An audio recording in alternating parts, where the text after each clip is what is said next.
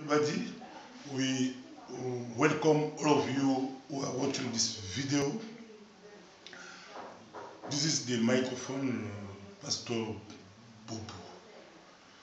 We are very happy today in this place to have a pastor from Texas in USA. Hello, Pastor. Hello. Good, Can, good to be here. can you please present yourself? I'm a pastor from the United States. I work here in Belgium. We've been working here for 6 years in Brussels, Belgium. And we look for more years of good work for the Lord. Are you a leader of a church in Brussels? You lead a church? I do not lead a particular church.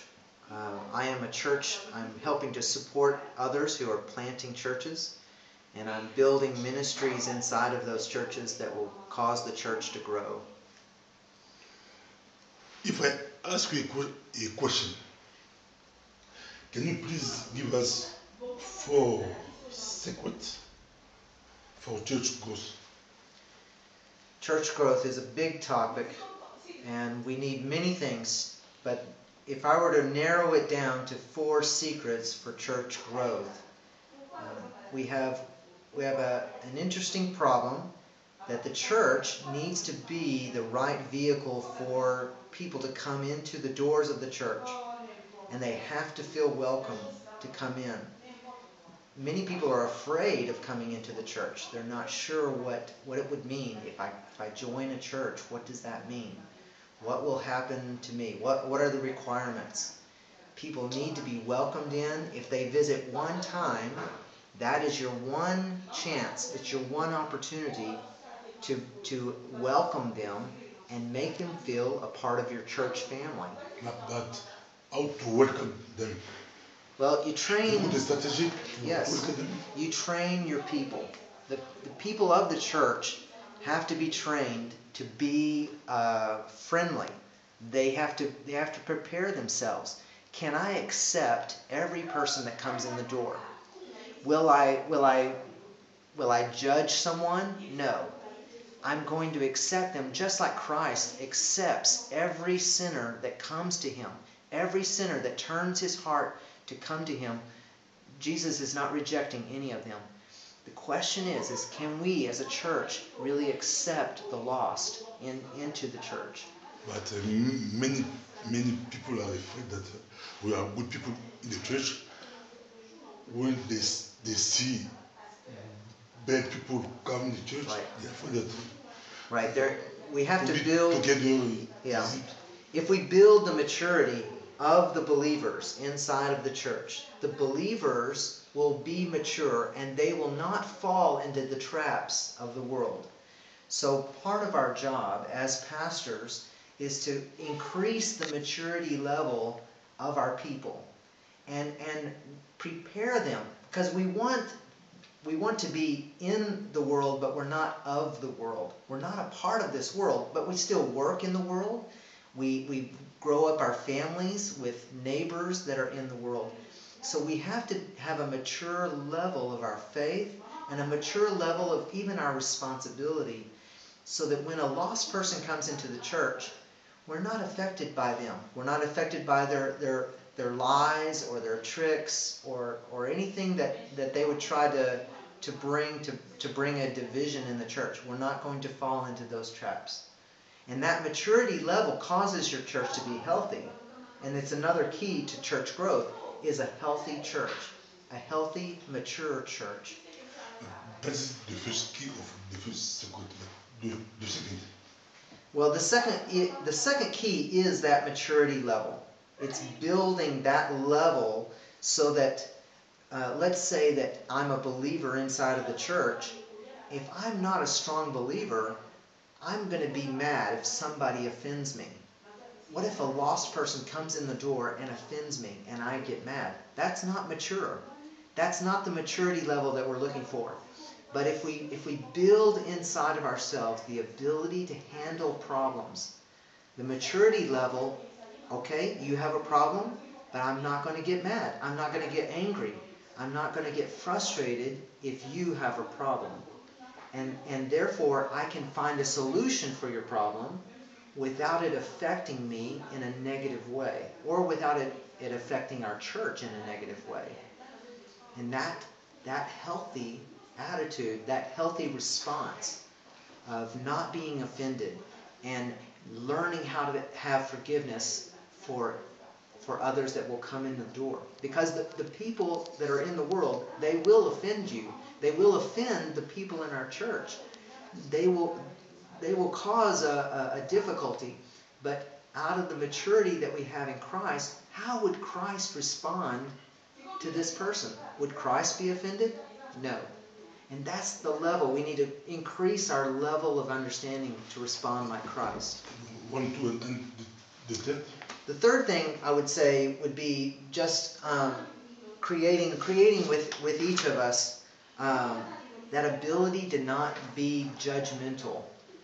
Many times we've taught ourselves in the church to eliminate sin. And so we hold ourselves accountable, no more sin in our life. And we hold each other accountable in the church. But that also creates an attitude and an experience of judgment whenever the new person comes to the church.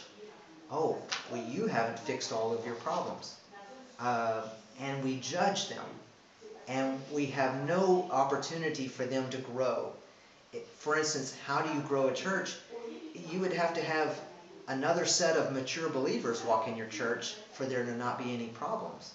So when you want to grow a church, you're actually inviting people with problems to come into the church, and you have the ability to get them well. You have the ability to work through their issues and help them to change, and then they become transformed.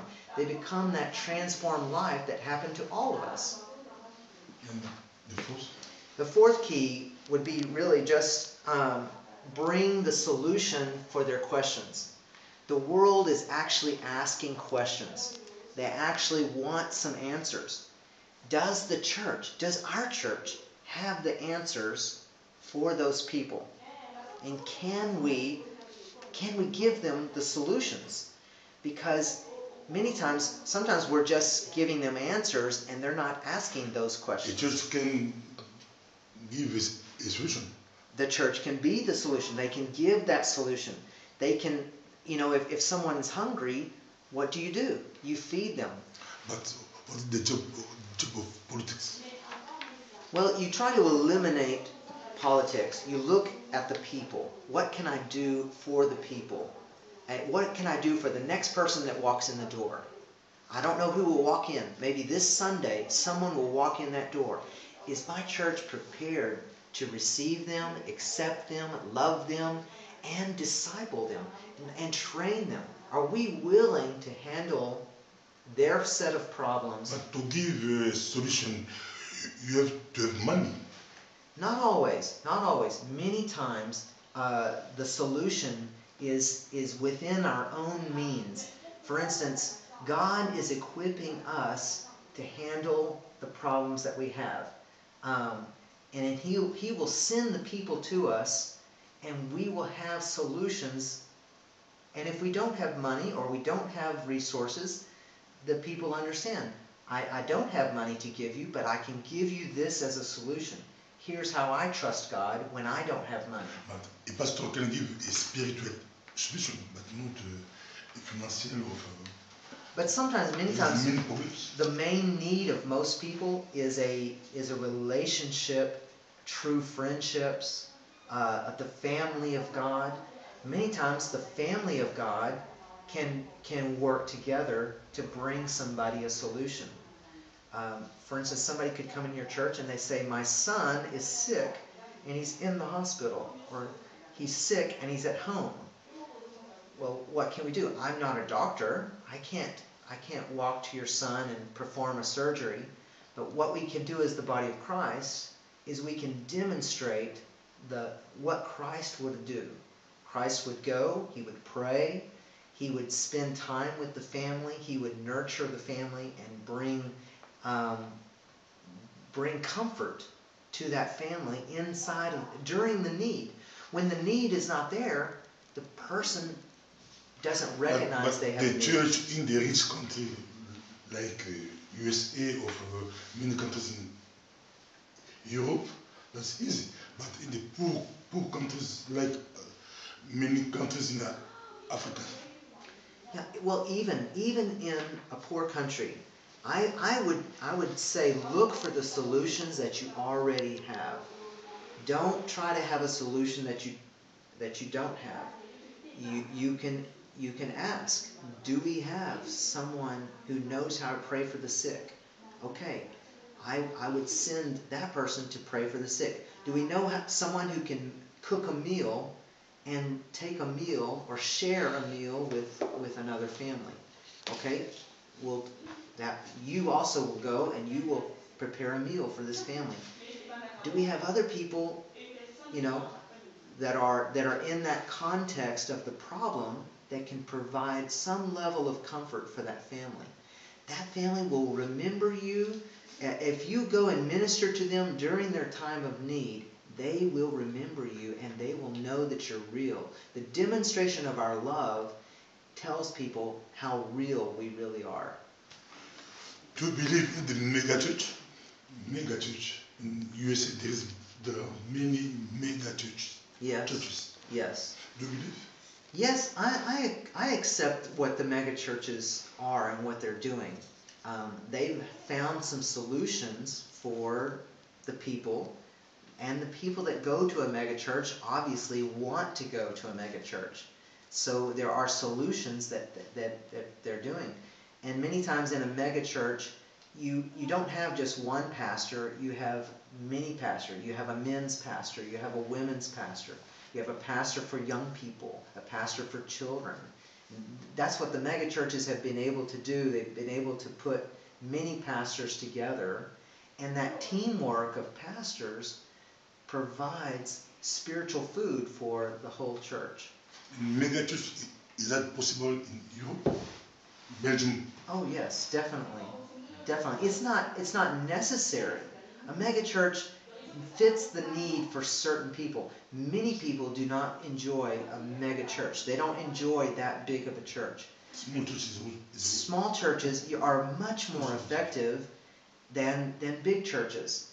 If you will look at the statistics, a small church of 50 people typically can lead 20 people to the Lord.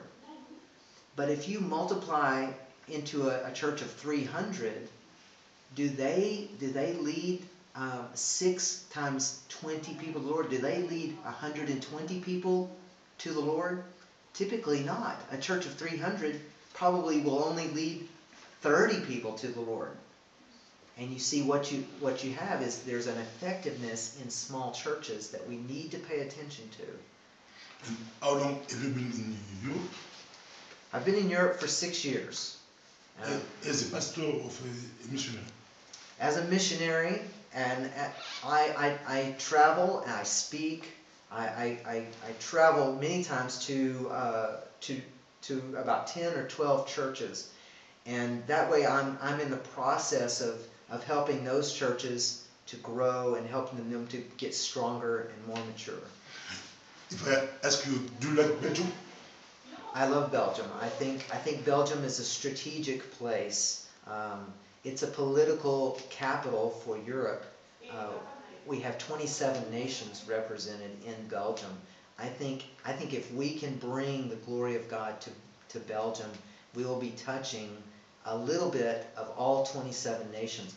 Plus, Europe has influence around the world, and we need healthy churches.